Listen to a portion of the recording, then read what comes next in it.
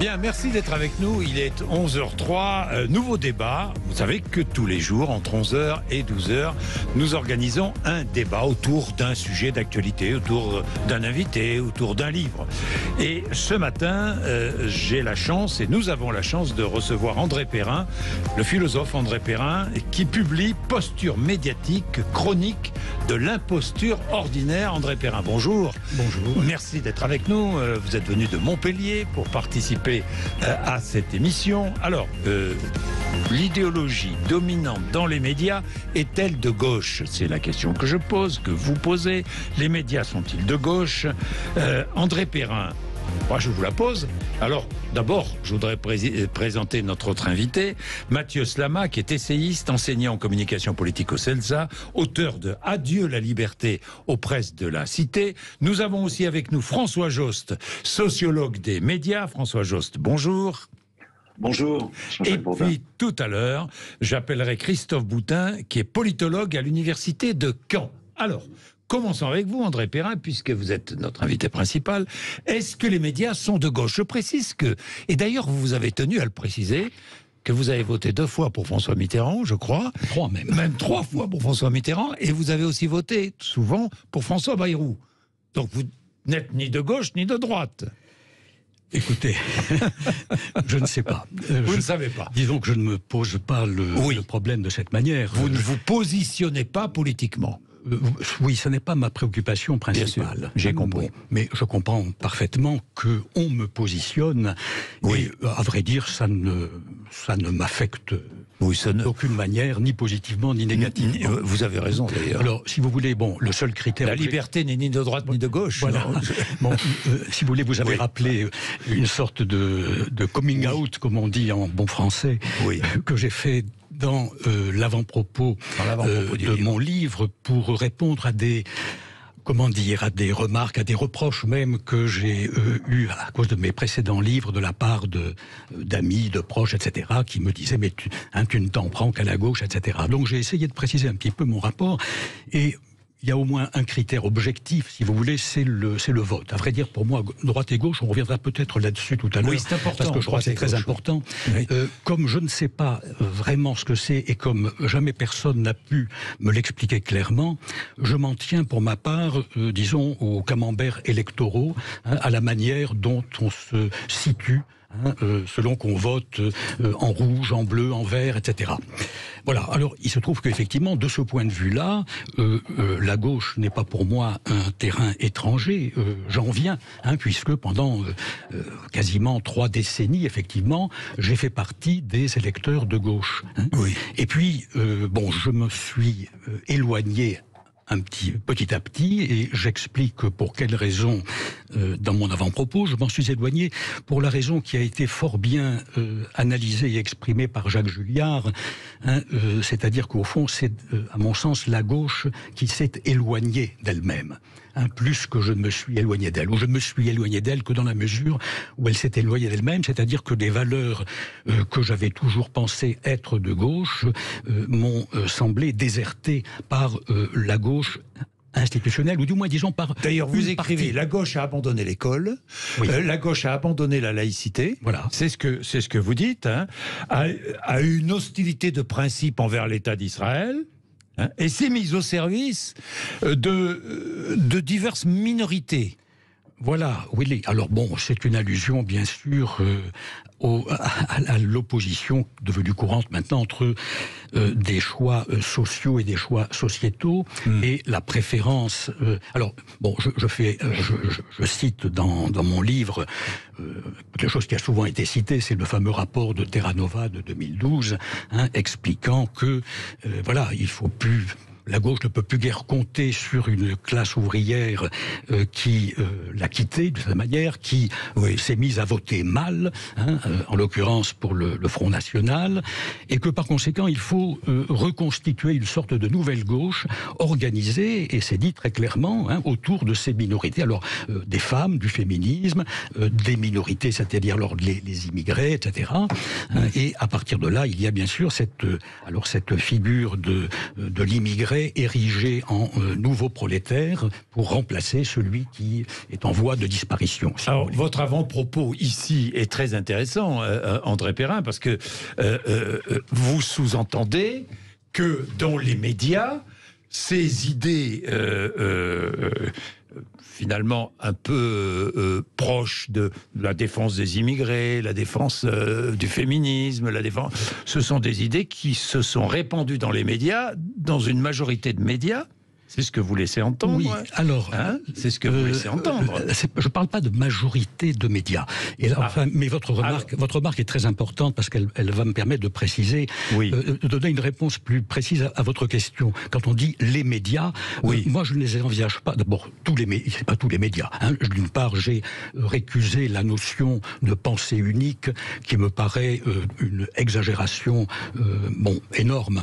Nous vivons dans une société qui demeure encore relativement pluraliste. On ne peut pas parler de pensée unique. D'ailleurs, ça, on va développer. N'est totalement bâillonné.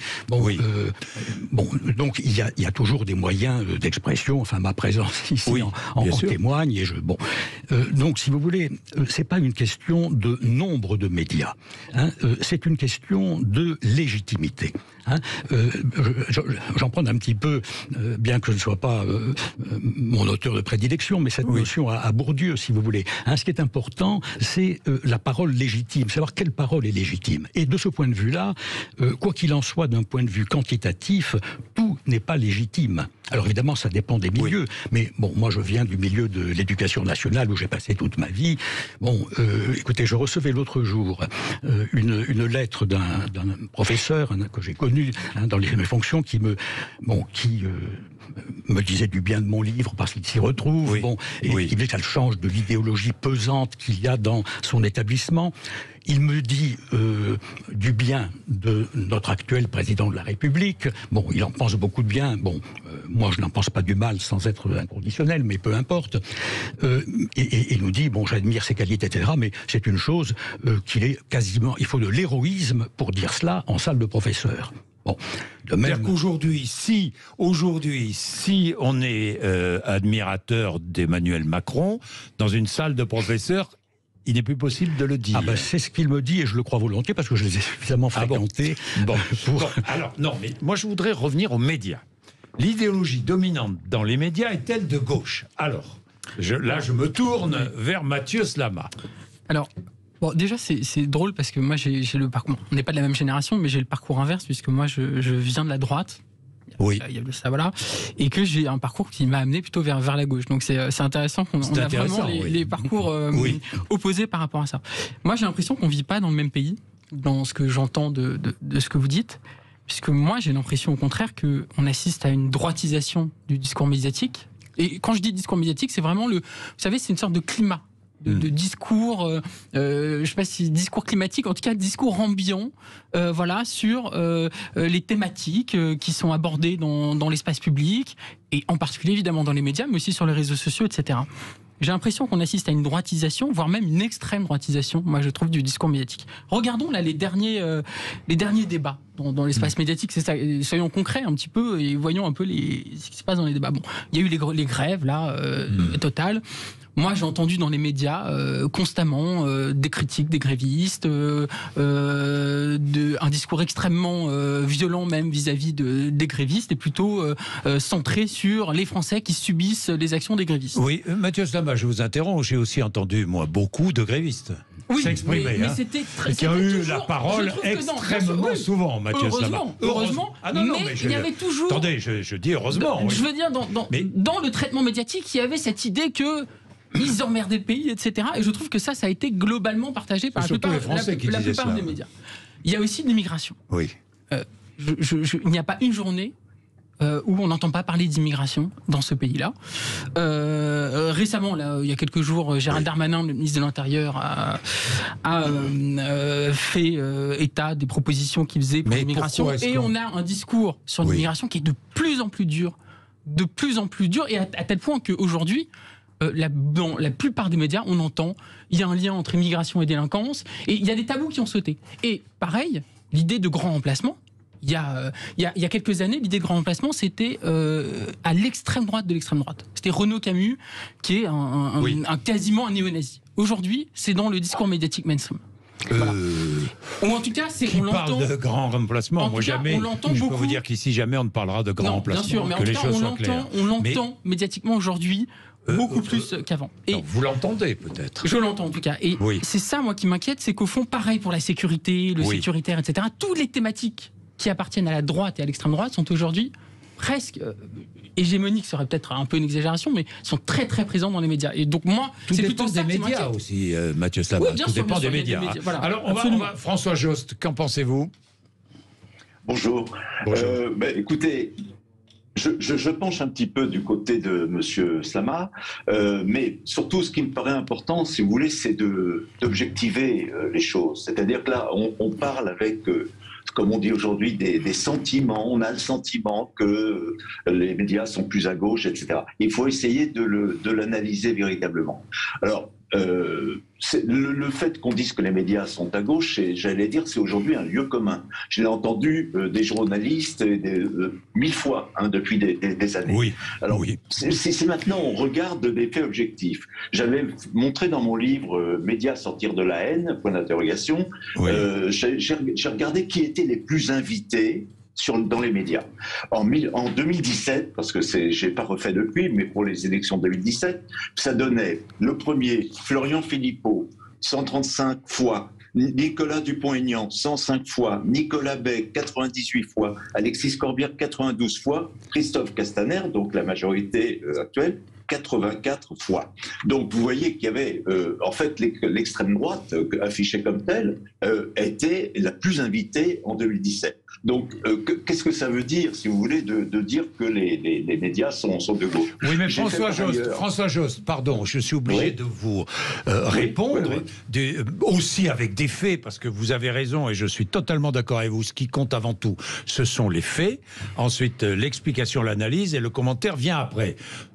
C'est pas la tendance actuelle dans les médias. Mais bon, moi, c'est comme ça que je conçois les choses. François Jost, il y a tout de même des enquêtes qui ont montré que sur le service public ces dernières semaines et ces derniers mois, les invités les plus nombreux venaient de la gauche. Vous les avez vus comme moi, ces enquêtes? Oui, écoutez, oui, c'est difficile de savoir sur quelle durée. Moi, j'ai fait un rapport pour Reporters sans frontières qu'on peut trouver, il est sur le net, pour étudier CNews. Bon, il est clair, quand on étudie CNews, que, par exemple, 3/4, 75% à peu près des invités sont de droite ou d'extrême droite. Ça, ce sont des faits. C'est une analyse effectivement sémiologique, c'est-à-dire que j'ai pris 2 semaines d'émissions et j'ai étudié, j'ai noté à chaque fois qui étaient les invités dans toutes les émissions, etc. C'est comme sur le service public où, d'après ces enquêtes, la majorité des invités viennent de la gauche.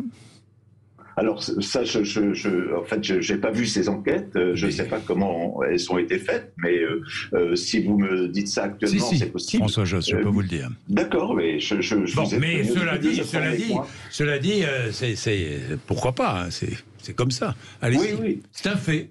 Mais si vous voulez, effectivement, ce qui est nouveau, c'est que sortant de la période gaulliste où les médias étaient un peu confisqués, etc., on a recherché l'objectivité. Et très souvent, le CSA était chargé de ça, on a demandé aux médias d'être objectifs. Tout d'un coup, il y a eu une cassure, il y a 2 ans finalement, où un média, tout d'un coup, dit « ben non, nous on s'en fiche, on veut représenter une certaine idée politique ». Et donc c'est ça qui est effectivement nouveau. Et ce média, en l'occurrence, c'est de droite.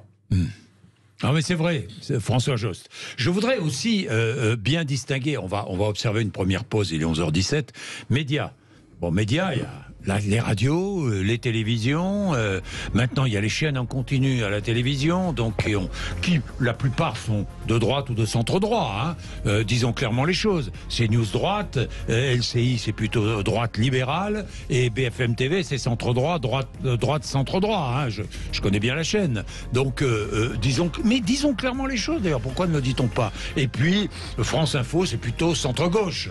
Voilà le positionnement aujourd'hui politique de ces médias. médias là. Puis il y a les réseaux sociaux et tous les médias dits alternatifs. J'aime pas trop ce mot, mais enfin bon, tous les autres médias avec les nouvelles formes de diffusion de l'information d'aujourd'hui. Qui là, effectivement, certains sont engagés, certains sont très militants. Nous allons faire le tri au milieu de tout ça. Nous allons essayer d'avancer au milieu de tout ça. Il est 11h18. Merci d'être avec nous. Bien. Alors, le débat est engagé. Il s'est engagé pendant la pub. Vous savez, nous allons prendre nos auditeurs parce qu'ici, c'est la priorité. Frédéric, qui est à Bordeaux. Bonjour, Frédéric. Bonjour à tout le monde. Bonjour, M. Bourdin, M. Slama, M. Jost, etc. Oui. Alors, pour vous, la presse est de gauche? C'est assez comique comme question.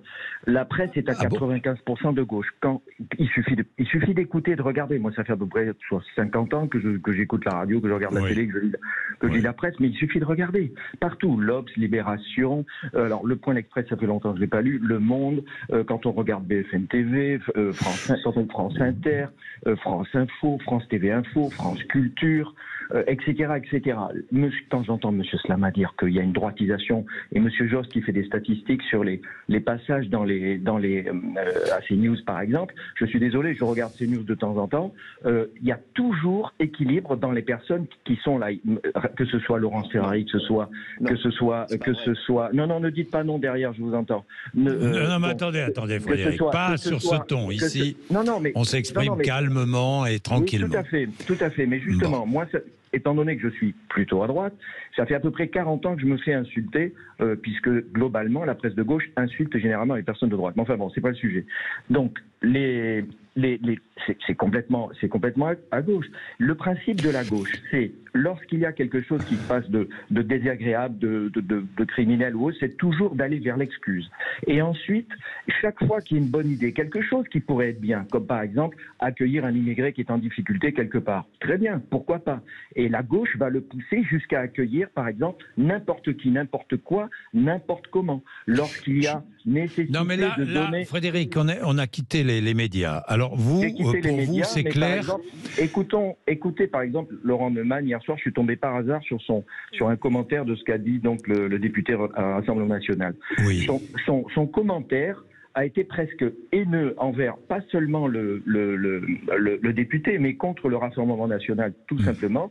Il a poussé les paroles. Il a presque. Alors, c'est pas de la diffamation, c'est pas du mensonge, mais il a quasiment transformé les paroles de ce député pour essayer d'en faire quelque chose effectivement d'insupportable.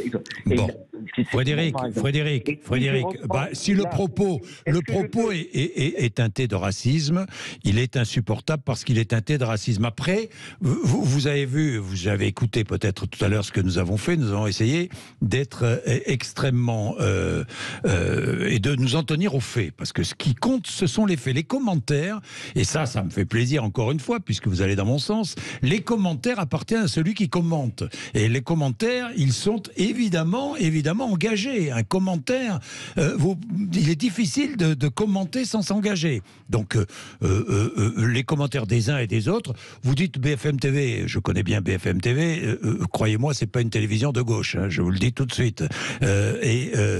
Frédéric, vous savez, chacun a une vision en fonction de ses opinions politiques. Ça, c'est très intéressant, Frédéric. Je vous appelle pour parler, mais vous parlez.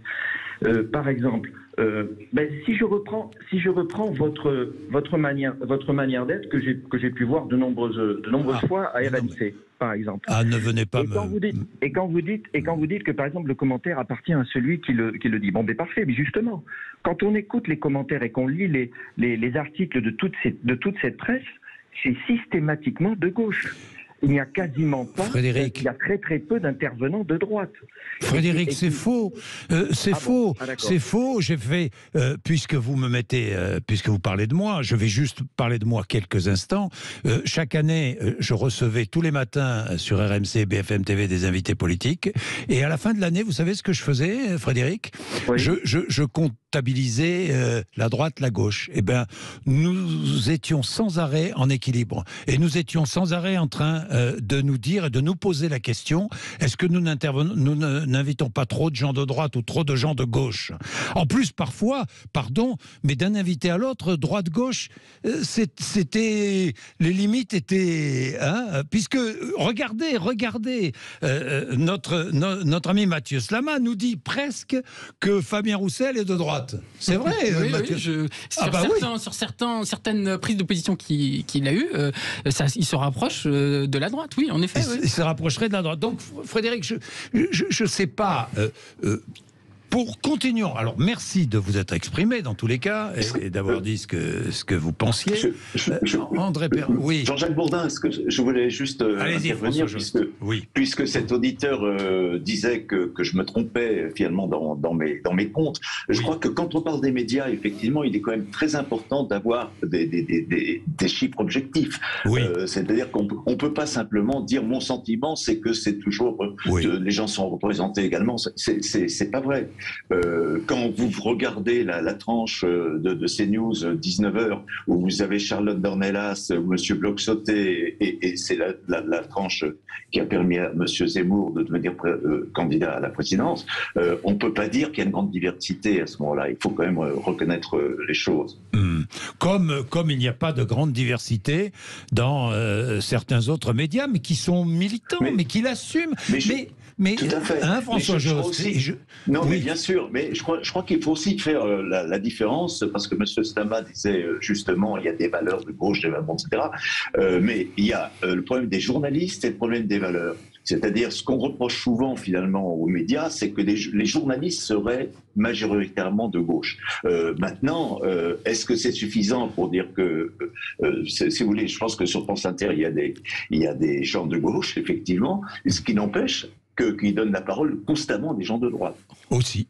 Oui, Mathieu Slama. Très rapidement, je voudrais réagir sur quelque chose. D'abord, moi je ne critique pas le fait qu'il y ait des médias de droite, de gauche, etc. C'est très bien que toutes les médias engagés politiquement soient représentés. Moi, mon propos, c'est de dire qu'il y a un glissement. Il y a un glissement dans le débat public et une extrême droitisation des thématiques dans le débat public. On évoquait j'aurais finir là-dessus. On évoquait le cas de ce député hier, RN, qui a dit cette phrase raciste. Parce qu'elle est raciste. Quelle que soit la manière dont on l'apprend, elle est raciste. Quelle que soit. Même, voilà. À qui s'adressait-il? En tout cas, quelle que soit, mais quelle que soit, pour moi, elle est totalement raciste. Mais moi, ce qui m'intéresse dans ça, c'est que s'il a dit cette phrase, c'est qu'il s'est senti autorisé à la dire. Et pour moi, encore une fois, c'est mon avis personnel, mais je pense qu'on n'aurait pas vu ça il y a 5, 10 ans, 20 ans ou quoi que ce soit. C'est qu'aujourd'hui, il y a une telle banalisation. Pardon, non, mais moi je parle de notre histoire récente. Mais il y a une telle banalisation du discours anti-immigré, du discours autoritaire, du discours sécuritaire, de tout un tas de discours qui renvoient à une dimension très réactionnaire et très aussi anti-islam, qu'en fait il y a cette espèce de climat qui s'est installé et qui libère totalement la parole. Alors moi je suis un défenseur de liberté, mais cette libération de la parole de plus en plus réactionnaire fait que ça devient une parole de plus en plus importante dans le débat public. Et vous regardez les médias, la manière dont ils gèrent le traitement de l'actualité, c'est de plus en plus les faits divers. La mise en avant de l'insécurité de la France pour essayer de montrer que la France serait ensauvagée, serait même islamisée, etc. Mais Mathieu Slama, il y a des réalités très dangereux. Mais il y a des réalités qu'il faut rapporter. Le rôle du journaliste, c'est de rapporter les faits. Oui, mais sans traverser la réalité. Lorsque tout à l'heure, sur Sud Radio, il y avait un témoignage d'un habitant d'un quartier de Lyon qui ne peut plus vivre dans son quartier parce que l'insécurité... Mais il faut aussi le mettre en perspective, Jean-Jacques Bourdin. C'est-à-dire qu'il faut aussi dire, depuis 30 ans, la criminalité baisse en France. Il faut aussi dire que la justice laxiste, ce n'est pas vrai. On n'a jamais autant enfermé qu'aujourd'hui en France. Vous voyez, c'est ça que je dis. Il faut traiter. Vous avez un drôle de discours. Mais non, mais il faut traiter. Un discours libre. Il faut traiter. Ce que je dis simplement, c'est qu'il y a, en effet, moi je suis d'accord avec vous, il ne faut pas être aveugle sur certaines choses, mais il faut aussi le mettre en perspective, et ça c'est le rôle des médias. Et c'est ça, moi, qui m'inquiète, c'est la dimension de plus en plus réactionnaire du débat. Mais le témoignage, le témoignage, il n'est pas réactionnaire. Ce qui est réactionnaire, c'est le commentaire. Absolument, vous avez raison. Ce n'est pas le témoignage. Le témoignage, il est réel. C'est ce que vivent les uns et les autres.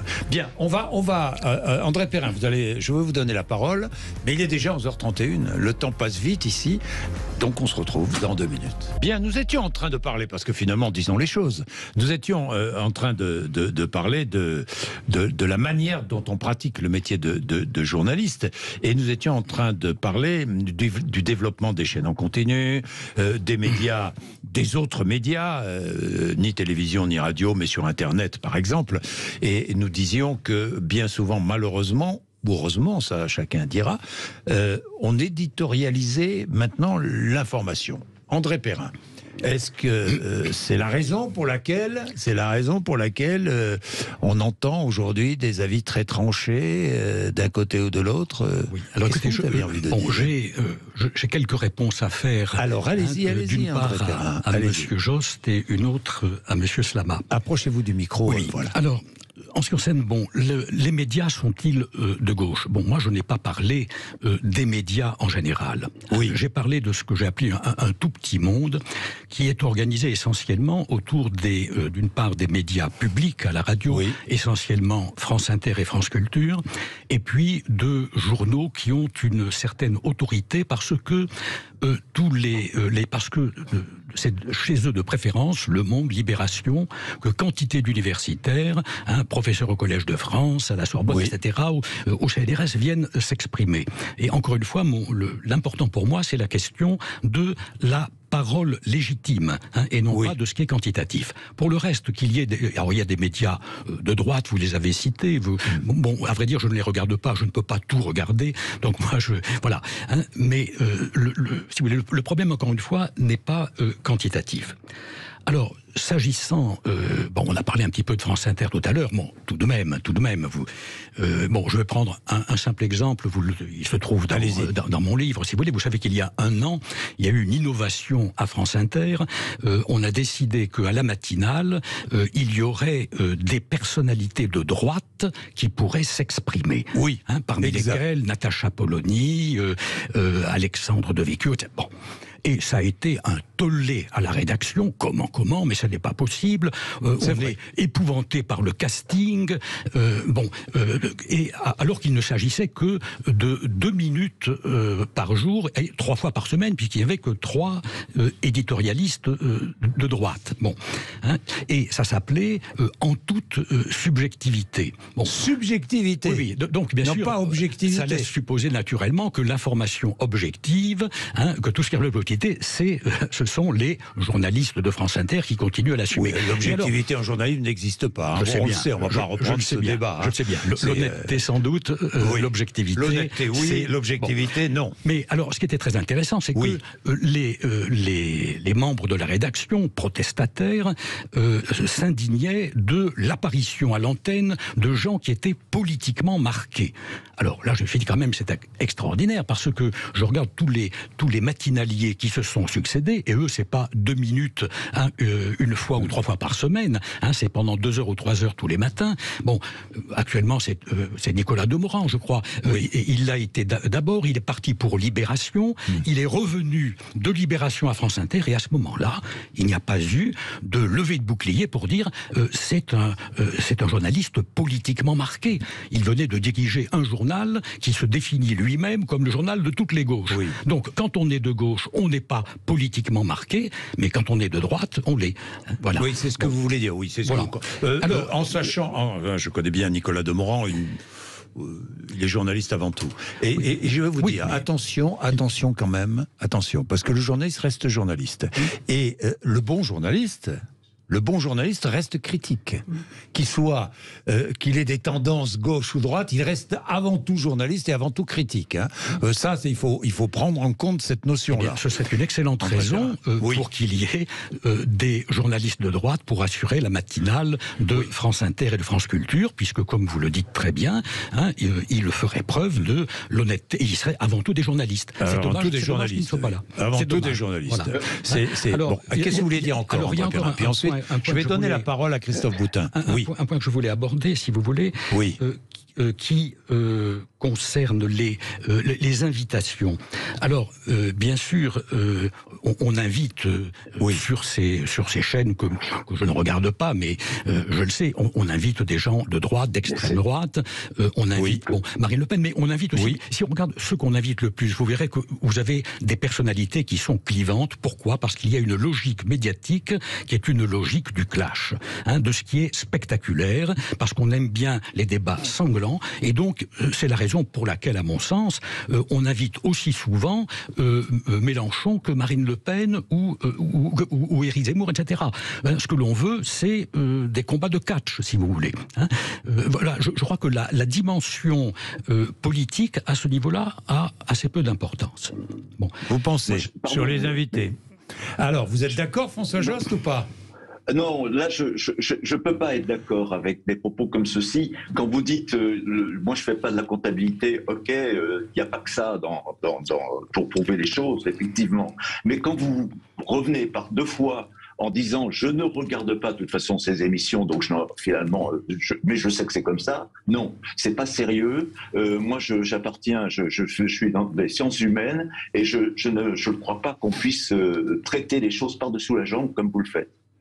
Bien, c'est vrai qu'il faut regarder pour critiquer, André Perrin. Pardon, je vous le dis. Attendez, mais excusez-moi, mais je n'ai rien critiqué. Bon, je n'ai rien critiqué. Non, mais quand vous dites que les invités sont choisis, vous savez comment sont choisis les invités ? Ça, je connais ça par cœur, pardonnez-moi. Et s'il y en a un qui peut en parler ici, c'est bien moi, puisque j'ai invité pendant des années des hommes politiques. Vous savez comment ils sont invités, les hommes politiques ? En fonction de l'actualité. Oui, tout simplement. Et la première réaction, elle est quoi ? La première réaction, c'est une réaction journalistique. C'est-à-dire que lorsqu'il y a un fait qui s'est produit la veille, qu'est-ce qu'on cherche ?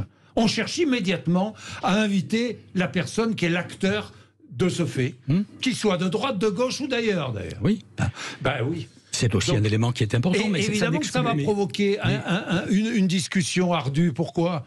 Parce que le sujet, c'est un sujet d'actualité et forcément, il va y avoir des questions qui vont être des questions dérangeantes.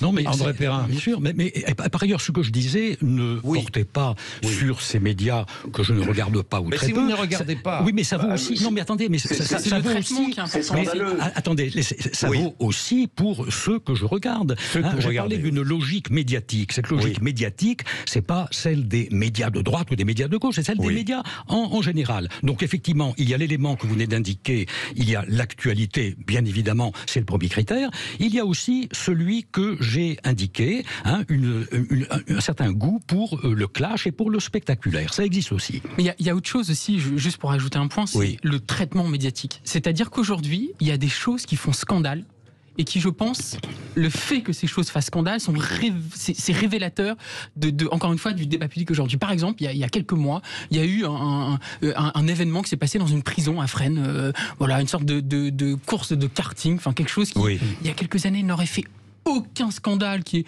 quelque chose surtout ça a été maltraité journalistiquement. Et vous avez raison en plus. Mais aujourd'hui, et qu'est-ce qui s'est passé ? Vous avez eu un espèce de scandale national, scandale médiatique autour de quelque chose parce que, soi-disant, on donnait trop de loisirs aux prisonniers, etc. Mais non, moi je crois que c'est aussi c'est une indication de la droitisation du vous savez débat pourquoi ? public. Parce qu'on s'est emparé de cet événement immédiatement et qu'immédiatement on est passé à la phase commentaire, sans expliquer, sans analyser, sans aller chercher véritablement l'information. Parce que c'est comme ça aujourd'hui que ça se passe. Dès qu'il y a un fait divers, que ce soit dans une banlieue, etc., tout de suite, les médias s'en emparent et en font un espèce de sujet François Jost, et ça participe à la droitisation de la société. Ce que je pense, c'est que, M. Bourdin, vous avez dit de façon tout à fait juste tout à l'heure qu'il y a les faits, puis après c'est les commentaires. Et je crois que l'impression de droitisation, notamment actuellement, c'est le fait que tout est en débat. Si vous voulez, les chaînes d'information, il y a quelques années, elles informaient. Mais François Jost, disons clairement les choses, soyons honnêtes tous. Pourquoi est-ce que les chaînes d'information font ça ? Parce que ça coûte moins cher. Parce qu'envoyer des reporters à l'autre bout du monde, ça coûte une fortune. Parce que enquêter, ça prend du temps et que ça coûte cher. Qu'est-ce qu'on fait? Que font les chaînes d'information? Bien, elles mettent 3 personnes autour d'une table, ça coûte rien, et ça fait une émission, et ça fait des reprises. Mais d'où l'importance du service public. Et c'est ça qu'il faut aussi préserver. C'est par exemple des émissions comme Cache Investigation. C'est absolument fondamental dans une démocratie de préserver ça. Non, mais d'accord, mais Cache Investigation... Et c'est ça le rôle du service public aussi. Cache Investigation, c'est une émission politique. C'est une émission politique. C'est une émission militante. Mais c'est aussi de l'investigation. C'est de l'investigation et c'est de l'investigation très sérieuse. Ça, on peut en discuter. Mais c'est ça aussi le rôle du service public, le rôle du journalistique. Perrin, et ça, ensuite, je voudrais que Christophe Boutin puisse s'exprimer. J'avais également une réponse à faire à M. Sterma. Allez-y, allez-y. À propos de cette extrême droitisation et des exemples qu'il a donnés. J'en retiendrai simplement un. Vous avez parlé de grands remplacements. De cette place. Bien. Alors, moi, je veux dire une chose avant. Ça ne se trouve pas dans mon livre, mais je l'avais indiqué dans mon livre précédent. Un jour, j'ai entendu à France Culture une émission où était invité Achille Membe. Vous voyez qui c'est, je suppose. C'est un historien, il est présenté comme historien et philosophe franco-camerounais. Bon. Et il était interrogé par la journaliste de France Culture qui s'appelle, je crois, Amélie Perrier, si je me souviens bien, qui commence alors par évoquer l'afflux massif d'immigrés en France. Alors je suis un petit peu étonné d'entendre ça sur France Culture parce que je croyais que les démographes institutionnels et organiques nous expliquaient constamment que pas du tout, ces chiffres étaient gonflés et que il y avait très peu d'immigration en fait. Bien.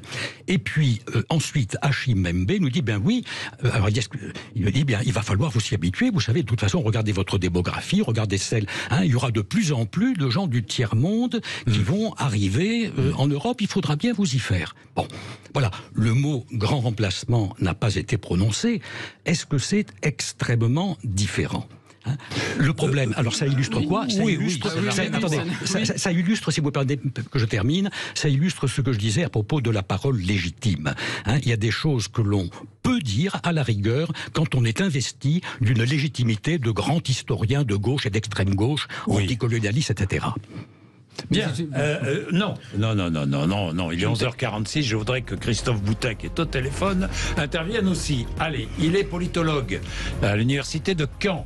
Il est 11h46. Merci. Nous avons un autre invité, Christophe Boutin. Bonjour, Christophe Boutin. Bonjour, Jacques Bourdin. Vous êtes politologue à l'université de Caen. Vous avez entendu notre débat, puisque vous êtes là depuis un moment, et c'est pour ça que je vous donne la parole tout de suite, parce que vous attendiez. Christophe Boutin, qu'en pensez-vous? Alors, sur tout ce qui a été dit et sur la question centrale, sur les médias, sont-ils de gauche? L'idéologie dominante dans les médias est-elle de gauche? Alors, j'aurais trois éléments, si vous me permettez. Le premier élément, c'est la comptabilité des gens que l'on invite. La comptabilité des gens qu'on invite, c'est intéressant, mais tout dépend effectivement de la manière dont ensuite ces gens sont, entre guillemets, cuisinés par la personne qui les reçoit. Merci Christophe Boutin de dire ça. Merci. Voilà. Ensuite. Deuxième élément, la droitisation. Alors, la droitisation ou l'extrême droitisation des médias. Je crois qu'en fait, après une longue période pendant laquelle un certain nombre de sujets étaient absolument tabous, il était impossible de les évoquer. Là maintenant, on peut effectivement les évoquer, et c'est un grand choc pour ceux qui, jusqu'à maintenant, continuaient à ne pas vouloir les évoquer. Enfin, j'aimerais revenir à cette idée de droite ou de gauche. Je crois que les médias actuellement sont surtout le véhicule d'une sorte de doxa progressiste qui, par certains côtés, est de droite, et par d'autres, est de gauche. Elle est de droite, cette doxa progressiste, lorsque, comme le dit très bien Mathieu Slama, elle s'oppose aux grévistes, elle tente de manière systématique à les ridiculiser, à expliquer qu'ils bloquent le travail et que c'est un problème. Ça, c'est un côté qui peut paraître tout à fait de droite. Inversement, elle paraîtra de gauche dans tout l'aspect sociétal, lorsqu'elle va vanter les multiples avancées contre lesquelles il est bon de se taire et de ne rien dire. Or, ce sont finalement les deux éléments d'une même tenaille, d'une même doxa progressiste, d'une doxa qui est celle du bloc élitaire, qui est celle des métropoles. Et cela, par contre, c'est une réalité qui court l'ensemble des médias. Ça fait plaisir de vous entendre, Christophe Boutin. Je partage en partie ce que vous dites, en grande partie, André Perrin, vous aussi? Oui, je suis assez d'accord. C'est d'ailleurs à peu près ce que dit Jean-Claude Michéa. C'est ce que vous dites dans votre livre, d'ailleurs. Je rappelle le titre, Posture médiatique, chronique de l'imposture ordinaire aux éditions de l'Artilleur. C'est ce que vous dites c'est ce que vous écrivez, André Perrin. Bon, dites-moi, je disais tout à l'heure, Christophe Boutin, bon, d'abord, la gauche, la droite, où est la frontière aujourd'hui, Christophe Boutin? Elle est justement bien difficile à définir. La frontière actuellement, elle existe, si vous voulez, entre le progressisme et le conservatisme. Là, on a quelque chose de très clair. Entre la gauche et la droite, on le voit bien d'ailleurs avec le positionnement d'Emmanuel Macron. Est-il de gauche, est-il de droite? On le voit bien avec les alliances qui peuvent se faire autour justement de ce bloc central. La droite et la gauche sont en train de se recomposer. Pourtant, il existe bien des valeurs de droite et des valeurs de gauche, mais ces valeurs de droite et ces valeurs de gauche se traduisent par des valeurs progressistes d'un côté et conservatrices de l'autre. C'est l'élément central du débat actuellement. Il y a un autre débat, le productivisme face à la décroissance. Ça fait partie effectivement de ces éléments, mais justement, le progressisme a ce culte du progrès, il a ce culte de la technique, il a ce culte de la croissance à tout prix, et même de réhabiller en quelque sorte une fausse décroissance qui est en fait une nouvelle croissance. C'est ce qu'on appelle le développement durable, c'est ce qu'on appelle le greenwashing. Bien.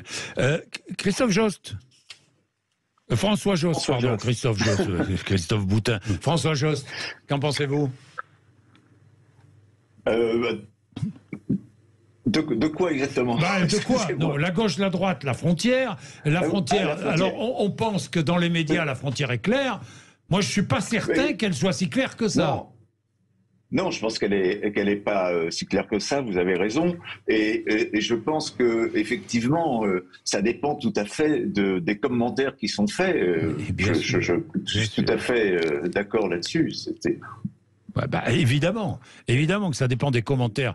Vous savez, le problème aussi, c'est que pour rester honnête journalistiquement, c'est un effort. Il faut faire un effort. Encore une fois, il faut que le journaliste fasse des efforts. Mais vous savez, une des grandes règles du journalisme qui est le contradictoire. Moi, quand je regarde les informations à la télé, je ne peux pas m'empêcher de me dire mais pourquoi ils ont interrogé celui-ci? C'est évident que c'est pas ça la vérité, etc. Et donc c'est très très dur de lutter contre soi-même pour dire je veux que l'opinion de l'autre s'exprime aussi. Est-ce qu'on arrive, Christophe Boutin, à regarder des médias d'horizons différents? En fait, non. Non, très, très classiquement, ce que nous cherchons dans les médias, ou du moins ce que cherchent globalement les hommes dans les médias, c'est la confirmation de ce qu'ils pensent, beaucoup plus qu'être choqués avec quelque chose qu'ils ne pensent pas. Nous choisissons, alors bien sûr, il y a toujours ce mythe que nous devrions entendre les deux côtés, aller rechercher tous les matins, lire 4 ou 5 quotidiens, par exemple, très différents, ou écouter des radios très différentes. Mais globalement, on sait très bien que ce n'est pas ce que nous faisons. Nous cherchons un biais de confirmation. C'est nous qui définissons si un média est de gauche ou de droite, finalement, selon nos propres opinions. Christophe Boutin. Nous ne sommes ni de gauche ni de droite, et puis souvent nous sommes toujours très neutres, nous nous présentons tels, c'est justement le problème. Mais effectivement, nous allons globalement vers un média de gauche ou un média de droite, vers un média qui confirme ce que nous pensons. Exactement. Merci beaucoup Christophe Boutin. André Perrin. Sur ce point, je dirais que moi, ce n'est pas ce que je fais, puisque je n'écoute pratiquement que la radio de gauche, et donc je n'y cherche pas des confirmations de ce que je pense, mais plutôt à suivre le précepte de Montaigne, frotter sa cervelle contre celle d'autrui. Voilà. Alors, pour le reste, je suis assez d'accord avec ce que disait Monsieur Boutin. En particulier, c'est vrai que la distinction conservatisme-progressisme est sûrement plus pertinente que la droite et la gauche. Néanmoins, je ne suis pas sûr qu'elle convienne à tout. Par exemple, lorsqu'on demande un retour programme du Conseil national de la résistance, est-ce que c'est du progressisme, ou est-ce que c'est même être réactionnaire d'une certaine façon? Bon, par ailleurs, alors moi je proposais dans mon avant-propos, je disais en gros, je ne récuse pas totalement cette distinction entre droite et gauche. Bon, ce que je récuse, c'est la définition qu'on m'en donne la plupart du temps, si vous voulez. Parce que finalement, lorsque je demande à des gens de gauche de m'expliquer la différence entre la gauche et la droite, alors, écoutez, je vais vous donner 2 exemples si j'ai encore le temps. Très vite, vous avez alors là 30 secondes. Bon, alors 30 secondes, ça va être dur. Allez, résumé. Vous étiez enseignant en 2012. Vous savez faire. Les premières primaires de la gauche. Il fallait, si on voulait y participer, signer une charte indiquant qu'on respectait les valeurs de la gauche. Quelles étaient les valeurs de la gauche? Je ne les sais plus par cœur, mais en gros, c'était être favorable à la liberté, à l'égalité et à la fraternité. Alors moi, j'aurais pu participer à ces primaires sans me parjurer. Une fois, je demande à une collègue qui proclamait son appartement à la gauche ce que c'était. Elle me dit mais la gauche, c'est être pour la liberté, pour l'émancipation inférieure, pour la justice, et puis la gauche, c'est l'altruisme. Alors je dis mais en gros, c'est être pour le bien universel et contre le mal. Évidemment. Bon, alors moi je proposais autre chose. Bon, j'ai proposé quelque chose simplement, l'opposition par exemple entre la solidarité et la responsabilité. Bon, voilà, la responsabilité peut être davantage ce qu'on appelle une valeur de droite. Voilà, enfin, si vous voulez. Oui, mais est-ce que ça tombe la responsabilité dans la peut aussi être une valeur de gauche. Voilà. De vous dire, je suis pas sûr que ça corresponde exactement à conservatisme progressif. Voilà. Mais c'est très bien. Merci André Perrin, merci François Jost. Merci d'être venu participer, François Jost. Je vous remercie. J'espère vous accueillir prochainement dans nos studios pour un autre débat. Ne vous inquiétez pas, nous reparlerons des médias parce que je sais que ça convient, si je puis dire. Je sais que ça intéresse fortement nos auditeurs sur Sud Radio.